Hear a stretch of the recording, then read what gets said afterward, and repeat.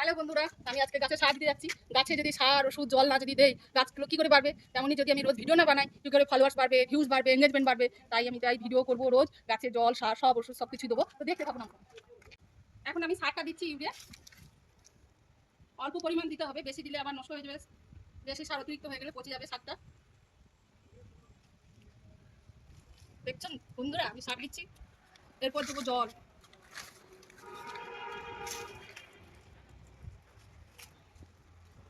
মূলো শাক আছে, পালং শাক আছে।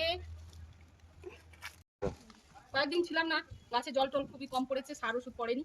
তাই বাড়ি থেকে এসে এখন আমি দিচ্ছি সার। এরপর জল দেবো।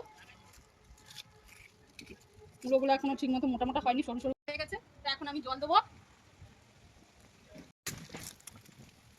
জল একটা সুবিধা আছে বন্ধু, মানে এই যে জল দিচ্ছি পাইপ দিয়ে এখানে